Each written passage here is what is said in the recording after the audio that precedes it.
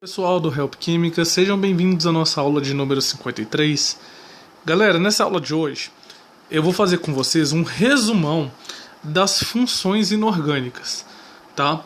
Nesse resumão, nós iremos trabalhar os tipos de funções inorgânicas, quem são elas e como nós identificaremos essas funções.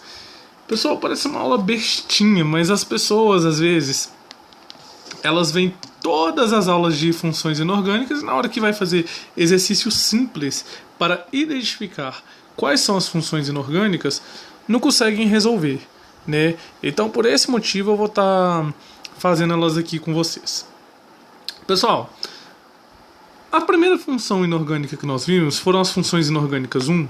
Nós vimos dentro das funções inorgânicas 1 os ácidos e as bases. Quem são as espécies ácidas? Quem são as espécies básicas? Quem são eles? Nós vimos lá que ácido é toda aquela espécie que libera íons H+, quando dissolvidos em água. Beleza? E como que nós, de uma maneira simplificada, identificaríamos um ácido? Então, um ácido seria aquele carinha que começa com H, certo? Que ele tem H no início da fórmula, mas por uma maneira de conversão mesmo, certo? E as bases, né? De maneira contrária, as bases liberam íons OH- em solução. As bases liberam íons OH- quando estão dissolvidas em água, né? E tem por convenção, né, um OH no final da fórmula. Nós vimos ainda que a exceção para as bases é a amônia, que elas não terminam com OH, mas quando dissolvidas em águas, elas liberam também íons OH-.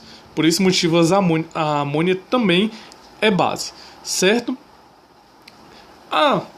Um tópico importante também que nós vimos aqui nas funções inorgânicas 1, que é o seguinte: para os ácidos, o íon H+ é o único cátion presente em solução aquosa.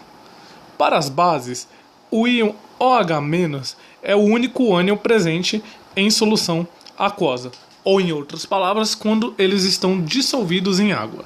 Beleza?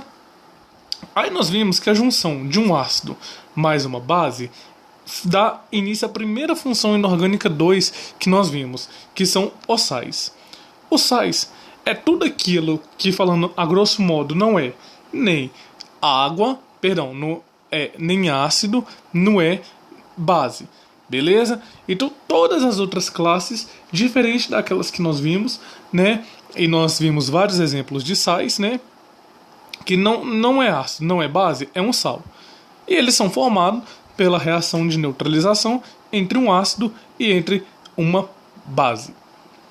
Ainda aqui dentro das funções inorgânicas 2, nós vimos também os óxidos, que são compostos binários, né, onde um deles é o oxigênio e, por sua vez, esse tem de ser o mais eletronegativo.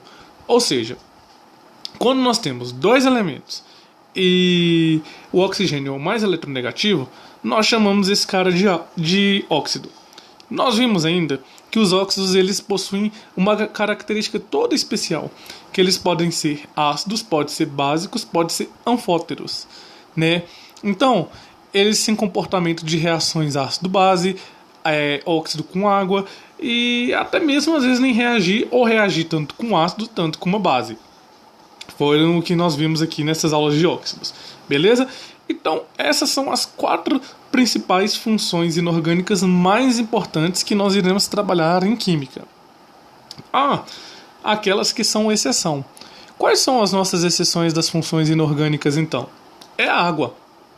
Ela é um mineral inorgânico, líquido, é graças à água líquida que nós temos vida no planeta Terra, mas nenhuma das outras identificações das funções inorgânicas classifica a água. Assim como o hidrogênio não é um metal, não é um metal, não é um gás nobre, e simplesmente o hidrogênio é um hidrogênio, a água também é uma água. A água não é nem base, a água não é ácido, a água não é sal, a água não é óxido. A água é água quando se trata de compostos inorgânicos.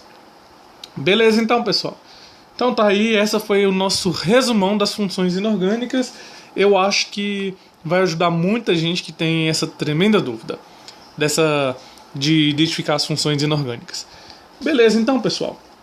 Gostaram da aula de hoje? Então, dá o like de gostei, assinem nosso canal e compartilhe com os coleguinhas para que todos fiquem por dentro das nossas aulas de funções inorgânicas.